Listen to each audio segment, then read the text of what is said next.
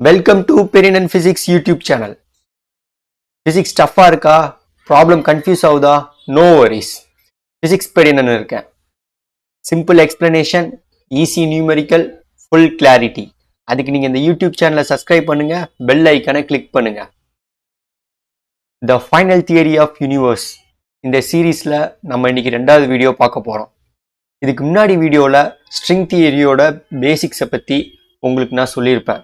அந்த வீடியோவில் நான் ஒரு சின்ன மிஸ்டேக் பண்ணிட்டேன். அது என்னன்னா கிராவிட்டான்ஸ், அதை நான் எக்ஸ்பெரிமெண்டலாக டிடெக்ட் பண்ணியிருப்பாங்கன்னு உங்கள்கிட்ட சொல்லியிருப்பேன். பட் அதை இன்னும் எக்ஸ்பெரிமெண்டலாக டிடெக்ட் பண்ணல. கிராவிட்டான் மாட்ட இருக்க ஒரு பார்ட்டிகளை எக்ஸ்பெரிமெண்டலாக டிடெக்ட் பண்ணியிருக்காங்க. அதோட இன்ஃபர்மேஷனை நான் டிஸ்கிரிப்ஷனில் கொடுக்குறேன், அதை பார்த்துக்கோங்க. அது மட்டும் இல்லாமல் போன வீடியோவில் நான் என்ன சொல்லியிருந்தேன்னா, குவாண்டம் மெக்கானிக்ஸும் ஜென்ரல் தியரி ஆஃப் ரிலேட்டிவிட்டியும் கம்பைன் பண்ணும்போது மேத்தமெட்டிக்கலாக இன்ஃபினிட்டி வரும். ஸோ அப்படி வரனால மேக்ஸ் எக்ஸ்ப்ளோர்ட் ஆயிடுது. அதனால நமக்கு ஒரு யூனிஃபிகேஷன் தியரி கிடைக்கல. இந்த வீடியோவில் நம்ம எதை பற்றி பார்க்க போகிறோம்னா, குவாண்டம் மெக்கானிக்ஸும் ஜென்ரல் தியரி ஆஃப் ரிலேட்டிவிட்டியும் கம்பைன் பண்ணும்போது எப்படி இன்ஃபினிட்டி வருது அப்படிங்கிற ஒரு விஷயத்தை தான் இந்த வீடியோவில் நம்ம பார்க்க போகிறோம். வாங்க பார்க்கலாம். ஃபர்ஸ்ட் குவாண்டம் மெக்கானிக்ஸ் என்ன சொல்லுதுன்னு பார்ப்போம். குவாண்டம் வேர்ல்டில் ஸ்பேஸ் எம்டியாவே இல்லை. அது மட்டும் இல்லாமல் எனர்ஜியும் டைமையும் நம்மளால எக்ஸாக்டாக ப்ரிடிக்ட் பண்ண முடியாது. அங்கே சம் அன்சர்டனிட்டி இருக்கும். அதுதான் ஹிசன்பர்க் அன்சர்டனிட்டி பிரின்சிபல் பேஸ் பண்ணி தான் குவாண்டம் மெக்கானிக்ஸை பில்ட் பண்ணியிருப்பாங்க. அப்போ குவாண்டம் வேர்ல்டில் என்னதான் நடக்குது? அந்த டைனி ஸ்கேலில் எனர்ஜி ஃப்ளக்சுவேஷன் ஆகிட்டு இருக்கு. அதாவது ஸ்பேஸ் வைப்ரேட்டிங்கில் இருக்கு. அது எப்படி வைப்ரேட்டில் இருக்குன்ட்டு இப்போ நான் ஒரு வீடியோ காமிப்பேன், பாருங்க.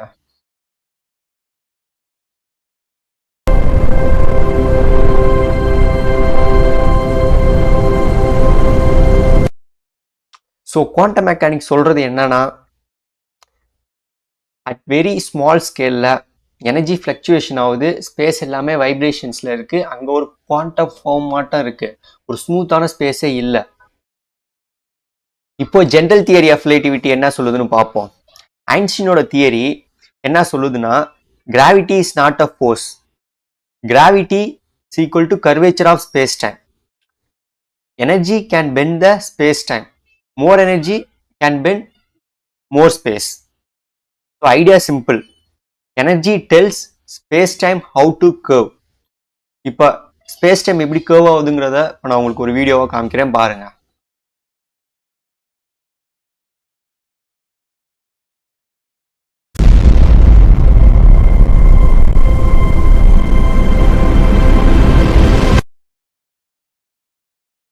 இப்போ ரெண்டுத்தையும் கம்பைன் பண்ணி பார்க்கலாம். குவாண்டம் மெக்கானிக்ஸ் என்ன சொல்லுது?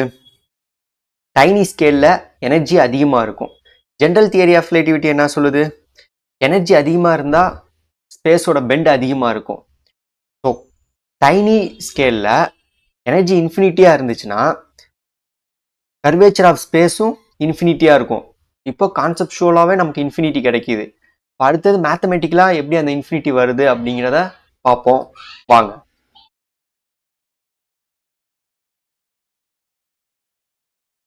இந்த மேத்தமெட்டிக்கல் ஈக்குவேஷன் தாங்க ஜென்ரல் தியரி ஆஃப் ரிலேட்டிவிட்டியோட ஹார்ட்னு சொல்லலாம். இந்த ஈக்குவேஷன்ல இருந்து தான் ஐன்ஸ்டீன் ஃபீல்டு ஈக்குவேஷனை டிரைவ் பண்ணியிருப்பாரு. இந்த ஈக்குவேஷன்ல இந்த எஸ் எதை டினோட் பண்ணுதுன்னா ஆக்ஷன். ஆக்ஷன்னா எப்படி ஒரு சிஸ்டம் வந்துட்டு ஸ்பேஸ் டைம்ல பிஹேவ் ஆகுது அப்படிங்கிற ஒரு விஷயத்த ரெப்ரசன்ட் பண்றது தான் அந்த எஸ். அது டிஸ்பிளேஸ்மெண்ட்டாக இருக்கலாம், டிஸ்டன்ஸாக இருக்கலாம், ரொட்டேஷனாக இருக்கலாம், சம்திங் ஏதோ ஒரு விஷயம் ஸ்பேஸில் ஆக்ட் ஆகுது. அதை வந்துட்டு ரெப்ரசன்ட் பண்ணுறதுக்காக தான் அந்த எஸ்ங்கிற சிம்பிளை யூஸ் பண்ணுறாங்க. ஸோ அது எப்படி இருக்குது அப்படிங்கிறது தான் அந்த ரைட் ஹேண்ட் சைடு இருக்க மொத்த ஈக்குவேஷனும் நமக்கு எக்ஸ்பிளைன் பண்ணும். ஜென்ரலாக நேச்சர் வந்துட்டு எந்த பாத்தை சூஸ் பண்ணோம்னா மினிமமாக நடக்கிற ஆக்ஷனை தான் சூஸ் பண்ணணும். இந்த ஐடியாவை தான் என்ன சொல்லுவாங்கன்னா பிரின்சிபல் ஆஃப் லீஸ்ட் ஆக்ஷன் சொல்லுவாங்க. ஸோ இங்க நம்ம என்ன சொல்லலாம்னா, ஃபோர்ஸ் காசஸ் மோஷனுக்கு பதிலாக நேச்சர் மினிமைஸ் த ஆக்ஷன் அப்படின்ட்டு நம்ம சொல்லலாம். இப்போ இந்த ஈக்குவேஷனில் ஆறுங்கிற டேர்ம் என்னன்னா ரிச்சி ஸ்கேலார்.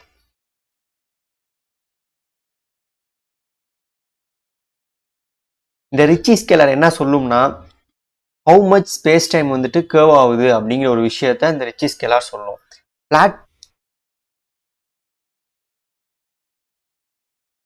ஃப்ளாட் சர்ஃபேஸ்க்கு கேர்வே இருக்காது. அப்போ ஆர் என்னவா இருக்கும்? 0வா இருக்கும். இதே கேர்வ் சர்ஃபேஸ்க்கு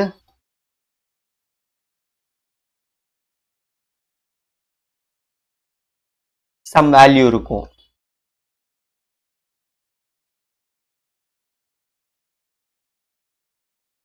சம் வேல்யூ இருக்கும் ஆர்ல. ஆரோட வேல்யூ அதிகமாக இருந்துச்சுன்னா கர்வேச்சரும் அதிகமாக இருக்கும்.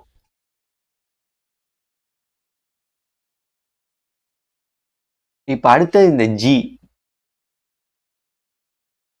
இந்த ஜிங்கிறது எதை ரெப்ரசன்ட் பண்ணுதுன்னா மெட்ரிக். இந்த ஜி எதை சொல்லுதுன்னா டிஸ்டன்ஸ், டைம் டிராவல்,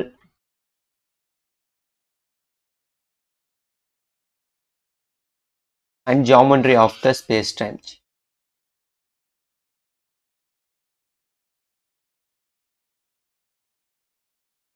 இது மாட்ட விஷயத்த ஜிங்கிற மெட்ரிக் நமக்கு சொல்லுது.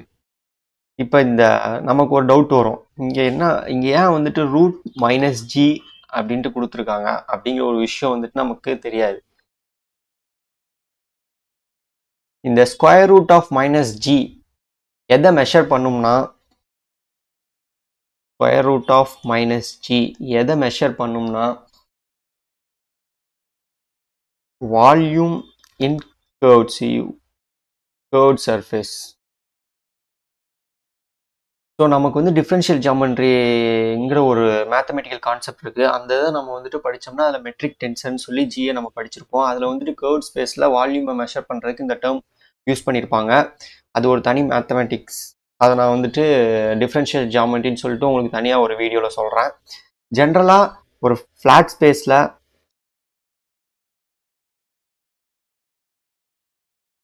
வால்யூம் எப்படி டினோட் பண்ணலாம்னா டிஎக்ஸ், டிஒய், dz, dt 4 டைமென்ஷனில் வால்யூம், 3 ஸ்பேஸ் ஒரு டைம். இதே கர்வ்ட் சர்ஃபேஸில்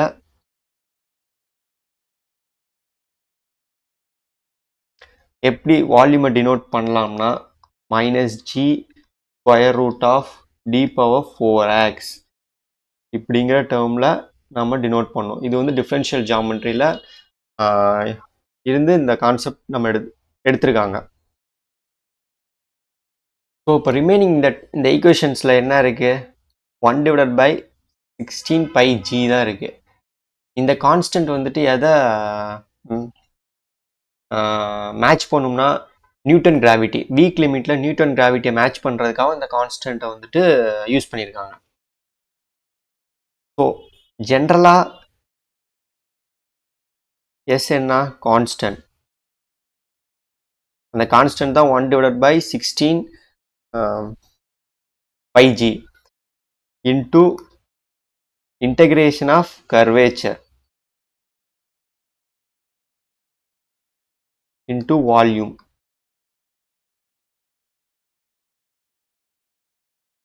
ஸோ இங்கே கர்வேச்சருங்கிறது R Ricci scalar, remaining root of minus g d power 4ங்கிறது வால்யூம்.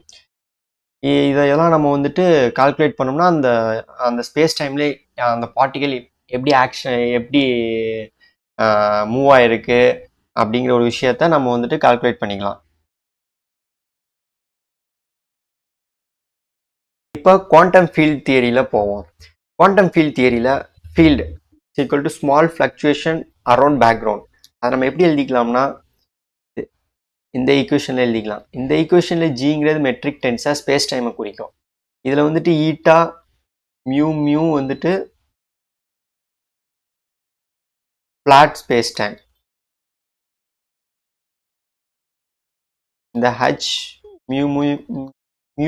மியூங்கிறது small quantum